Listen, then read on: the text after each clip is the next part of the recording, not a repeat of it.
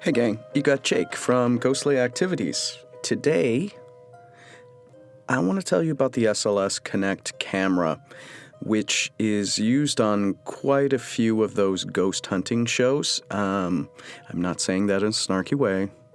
I'm a big fan of the ghost hunting shows. I watch a lot of them. I watch a lot of them.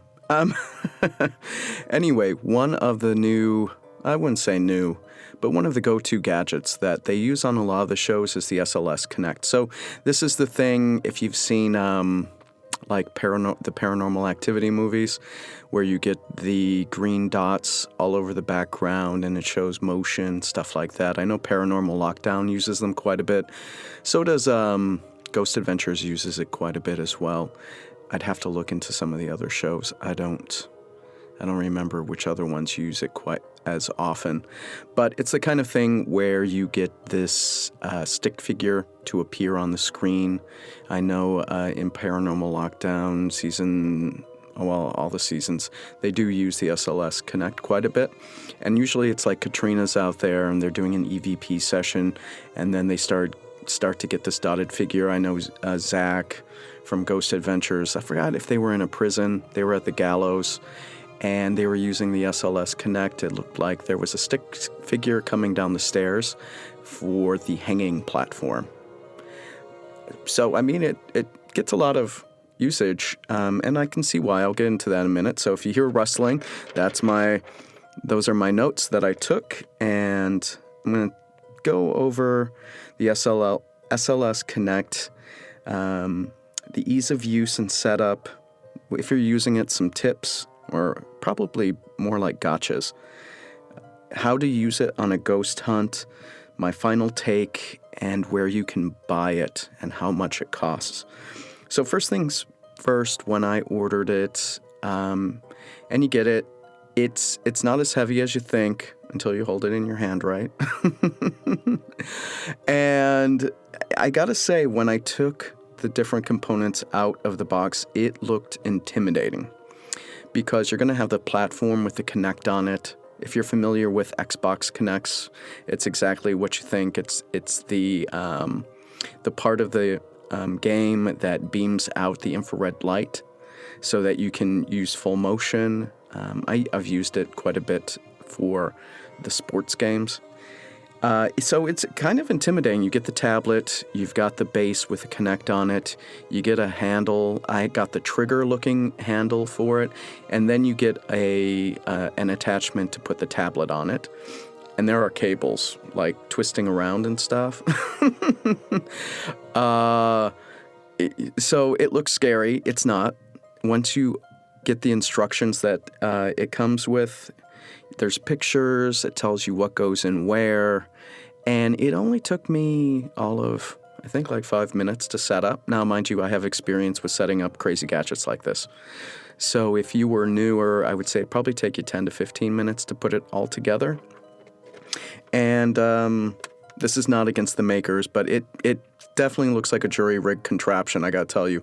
There's glue holding cables down.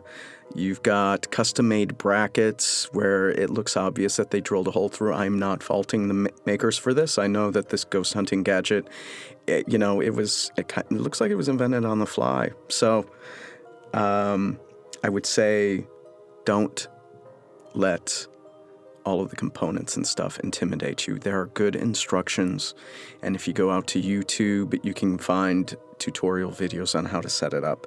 So don't be too worried about it. One of the things you would need to know, so the device I got came powered. The power pack was at 80% and the tablet was at 80%. So when you get yours, I'm not sure, I guess it depends on who you get it from. You might have to power it the way that you charge it. You'll have to look at the individual components to charge it and make sure you're using the right power source for it. So there's a separate power pack from Neewer for the Kinect, and then the tablet you have to charge on your own. It is a Windows 10. For me, I got the 8-inch tablet. Some of the resellers offer a 10-inch upgrade. I don't really see the point of getting the 10-inch.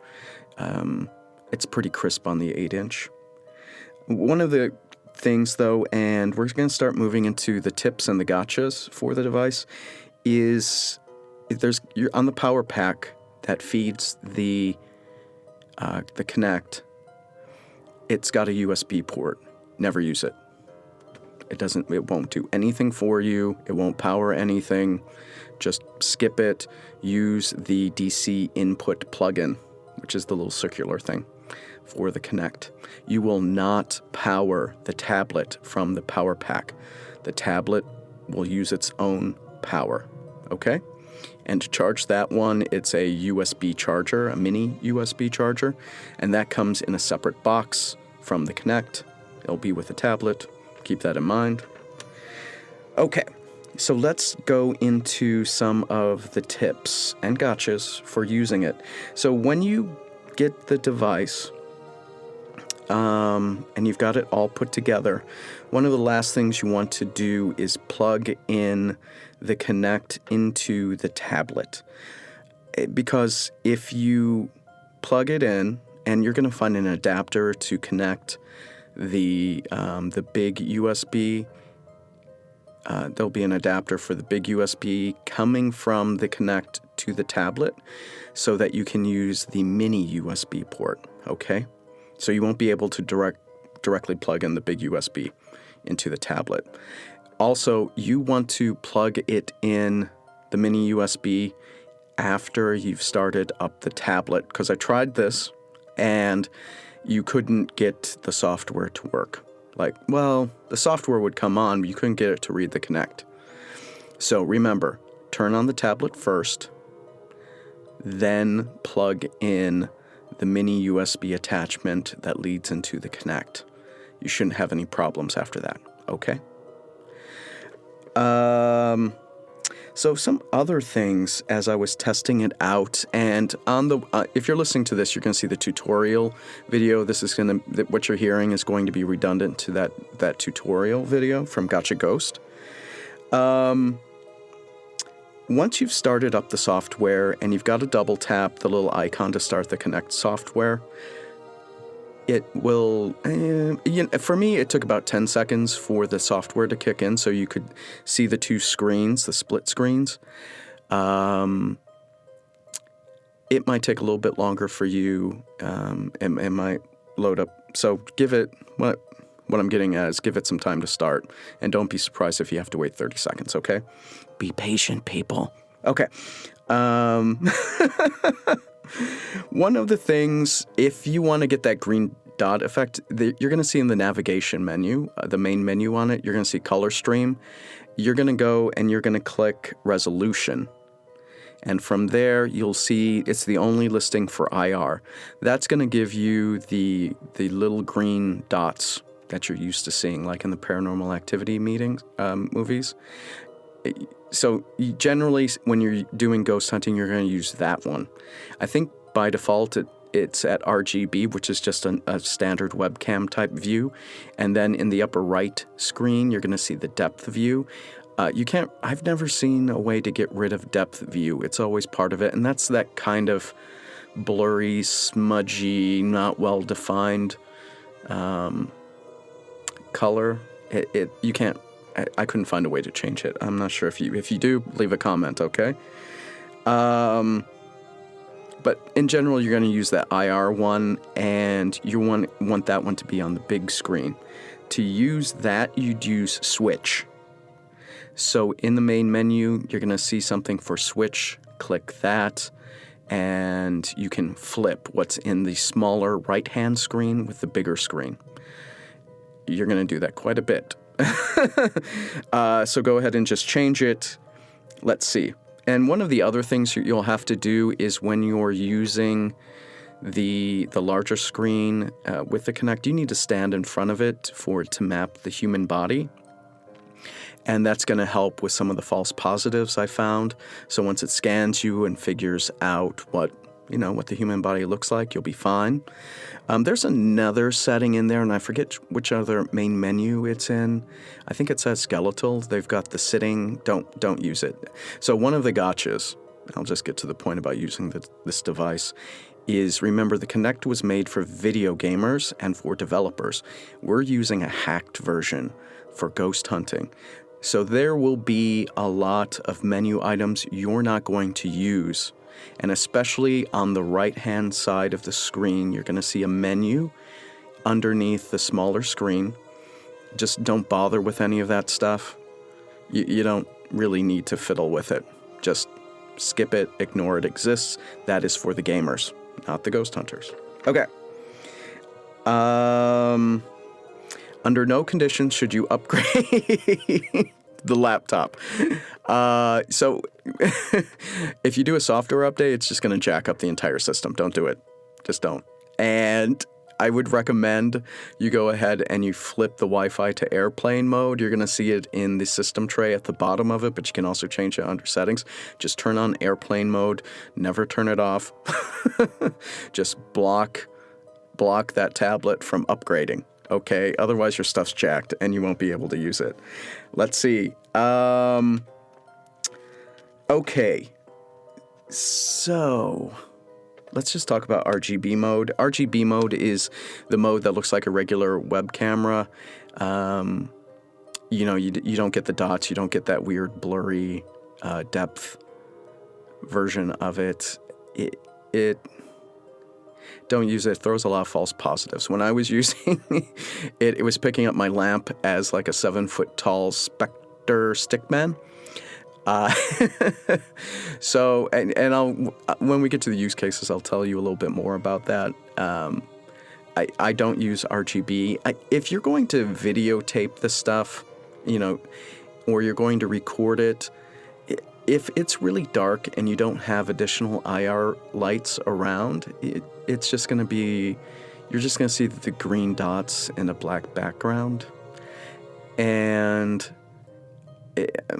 I mean, if you're just really doing a serious ghost hunt and stuff and you just want to see if there's a ghost manifesting next to your trigger or engagement objects or standing next to someone with an EVP, that would be fine. If this is something you want to put on the web, I don't know if the IR stuff is going to translate if you present your evidence. I'm a little torn. I find myself, like, if you see the ghost shows, they use RGB and they use depth view a bit more. It's more visually appealing.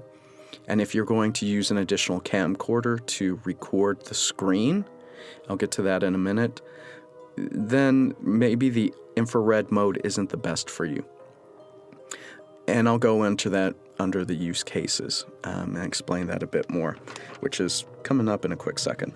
But one of the other big things is they've got the, I think it's called ApowerSoft screen recording software. Dude and dudettes, like when I tested that out, the Kinect and the power pack for the Kinect and the tablet had 80% power. It drained both the memory card and the power within 15 to 20 minutes. Which isn't very practical, especially since most EVP or engagement sessions go a good half hour as it is.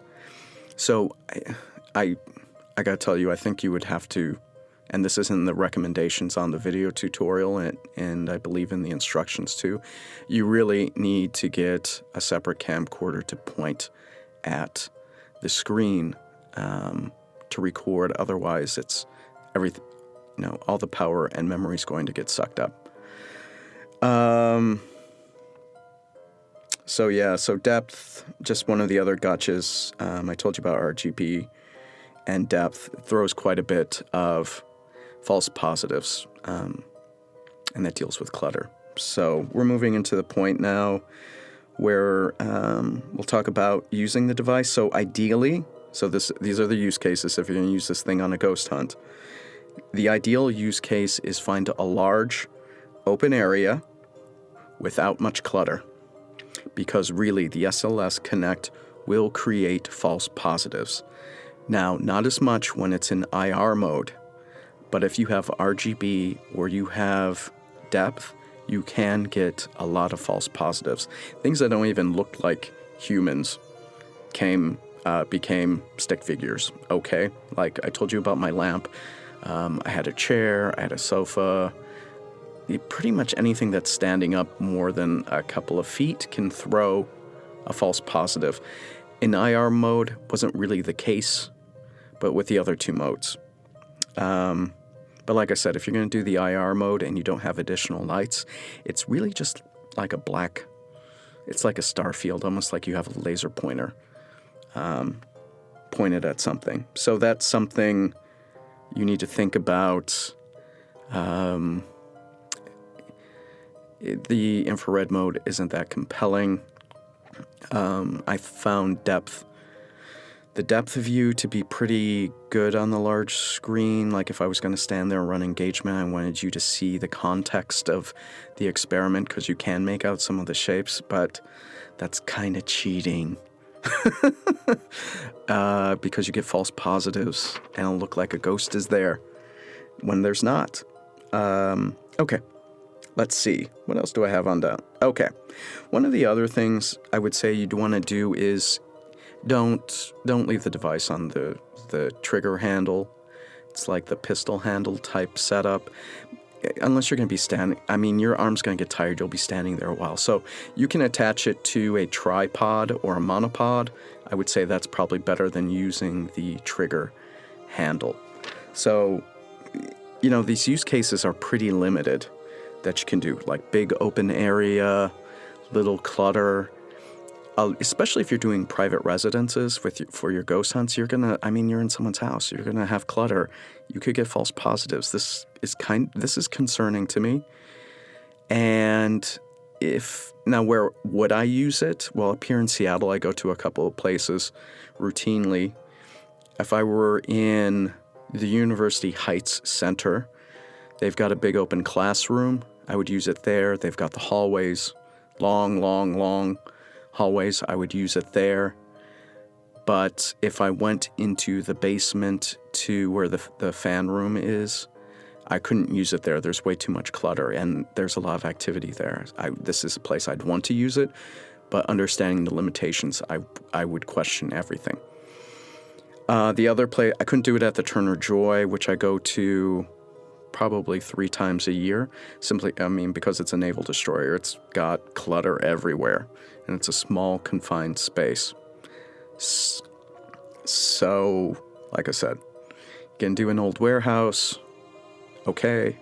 If you're going to do a big mansion-type place, and there's not much furniture, okay. But I don't know how practical it is, especially for residential investigations. Just going over my list here. I didn't want to forget anything for you guys. And so right now... Oh, final take. Okay, so guys, it's like 6 a.m. on a Sunday while I record this, and I'm drinking coffee. So, okay, just a little leniency, please. So if I were going to give a final take, I wouldn't recommend the device. I think the use cases for it are too small. It's pretty expensive. I bought mine for about $400, and then with shipping and everything, it was closer to $450. You can get them used for $250 if you really, really want it. I'm like, go for the used one. Get it as cheap as you can. Some other things is if you're using the screen recording software, your battery life is zilch. The memory will be eaten up too fast. You can get a lot of false positives with the Kinect, like I said, not so much in IR mode, but in the other two modes. And the other two modes are probably that's going to give you the views that are better to put out for review. Like if you're going to use YouTube or you're going to put the video on your website and have people comment, the IR, it's not visually compelling enough. I don't know if people would want to sit and watch a star field for hours, okay? Yeah, so those are the reasons why I don't recommend it. The other part of it is you would need an additional camcorder if you want to record it for a longer period of time to point. That's resource intensive. I wouldn't want to put that on most teams to buy an additional camera for a camera. And if you do want to buy it, you can get it on eBay, Gotcha Ghost, the Ghost Hunters Equipment Store, and the Ghost Hunters Store. I think it's just ghosthuntersequipment.com. I could be wrong. And you've got the Ghost Hunter Store like I said. I put up a training video from Gotcha Ghost. Full disclosure, the device I have does have Gotcha Ghost on it. I don't know if they make these universally for everyone and the ghost hunting equipment retailers just buy from them.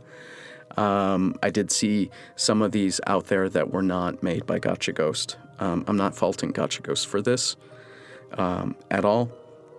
I didn't buy from them. I actually bought it off eBay. And that would bring me to the end of my review, okay? So agree or disagree, please leave a comment below. And I think the next podcast I have for you will be in it. I'll do the history and a little tale about the boogeyman. Okay? So thanks very much. Take care.